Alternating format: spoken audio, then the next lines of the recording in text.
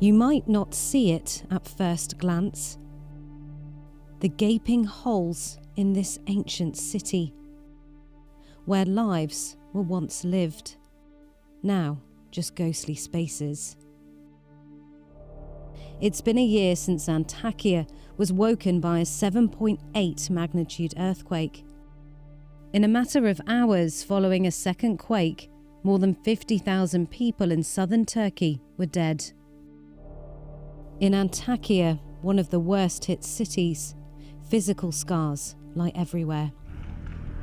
In some buildings, the shattered lives of those who lived there are still on display, frozen at the moment the earthquake struck. The diggers, like little insects, pick away at the remains of the buildings which still stand. The city is a shell of its former self. And yet life is re-emerging. The ancient Long Bazaar has become an oasis. Brightly coloured stalls bustle with life amidst the rubble. Ali Aziz Olu lost many of his family in the earthquake. With no water or electricity and a business in ruins, he left the city at first. But it drew him back, determined, like so many, to rebuild a livelihood that has been in his family for generations. Vallahi uzun sürecek, öyle görünüyor. Yani şimdi bir böyle baktığımız zaman, bir de eski Antakya'ya baktığımız zaman üzülüyoruz. Çok yakınımız kayboldu, vefat edenler oldu, tanıdıklar, arkadaşlar. Üzülüyoruz. Böyle memleketin durumunu böyle görünce gerçekten üzülüyoruz. Ama inşallah zamanla her şey geriye dönecektir. Buna inanıyoruz. But recovery has been slow. At every turn in Antakya, the ruins of buildings still haunt the streets.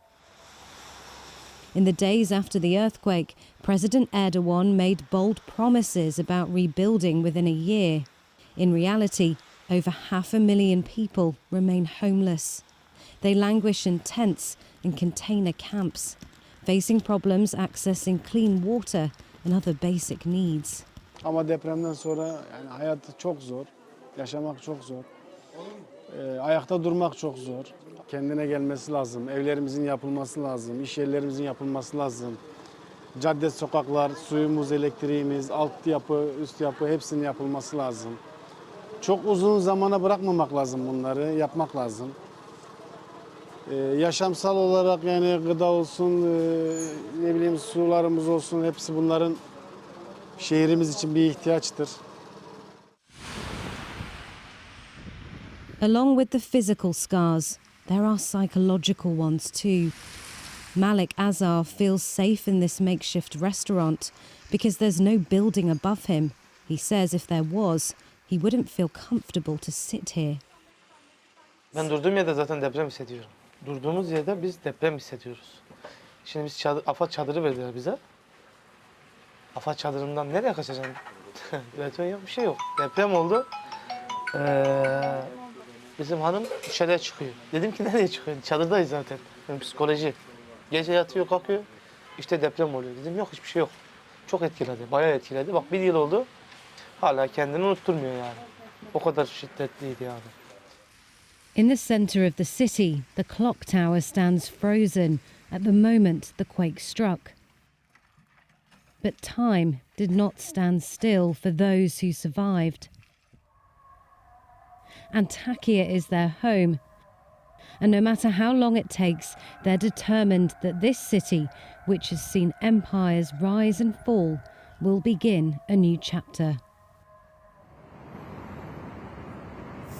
In Antakya today, there were public vigils, but there were also protests. Some called for the authorities to resign.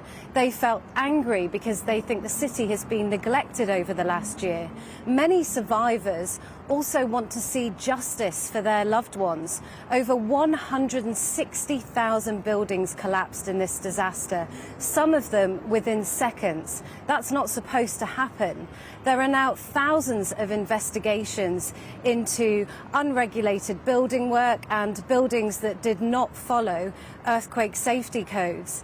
I spoke to one mother who is now involved in one of the first cases that has gone to trial. She lost her 14-year-old daughter along with 23 of her classmates when the hotel that they were sleeping in collapsed in an instant. They were a volleyball team on a school trip. She says to me that seeing accountability for the people that were responsible for this is one of the only things that gets her out of bed. But many court cases haven't started yet. Many of them won't even make it to the courts. One lawyer in Antakya told me that some of the evidence wasn't collected properly and that some of the evidence was cleared away in the chaos. So many of these investigations will never make it into lawsuits. Over the last few years, the government here has signed off on thousands of unregulated, unsafe buildings, and not a single public official has been investigated for what happened here. Emily, thanks very much. Well, over the border in Syria, the earthquake killed some 6,000 people and left many more homeless. 1 year on, many of the damaged buildings remain untouched. The people who used to live in them are still sheltering in tents, and conditions have only got worse as winter draws on. Fuad Syed Issa founded the Syrian refugee-led humanitarian group Violet. He lost his son Qutayba in the quake, and he's just returned from Syria and Turkey.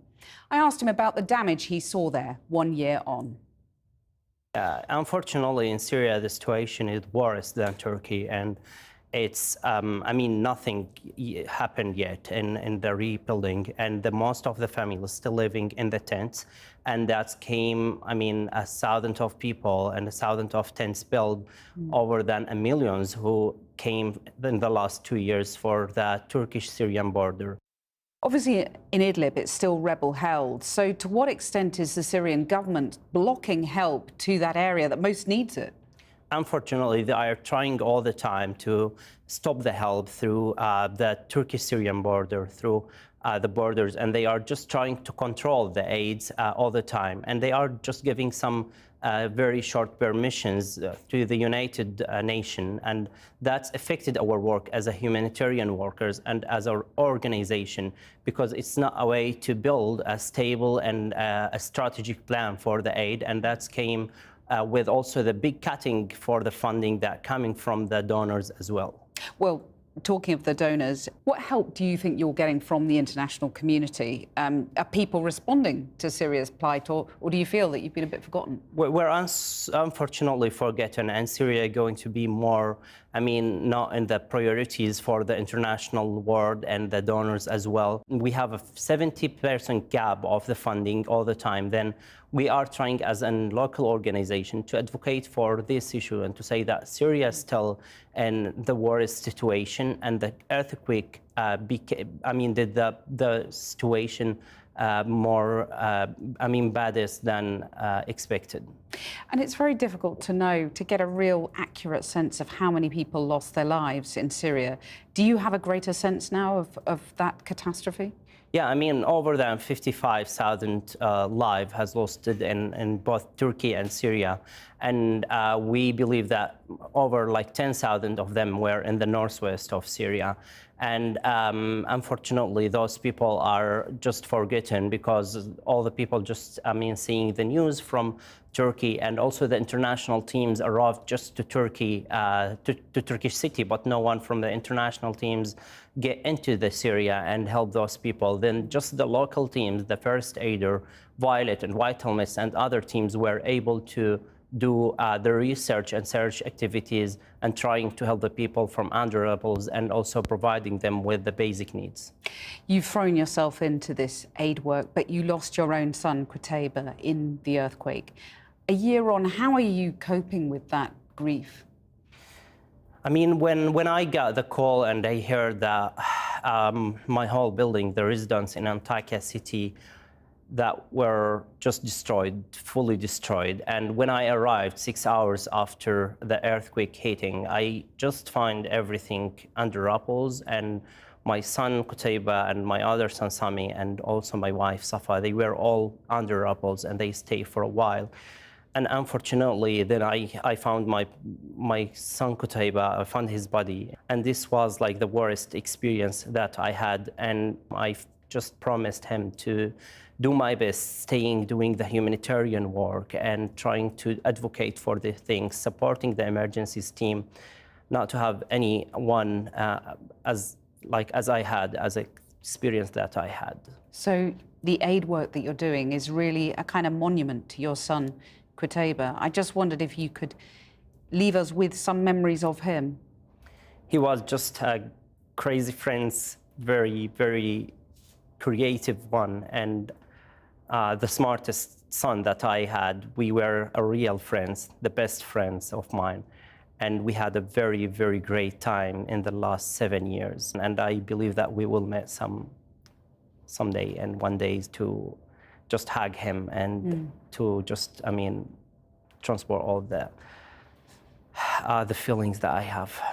Fouad said, so thank you for sharing your memories and your work with us. Thank you. Thank you, Kate.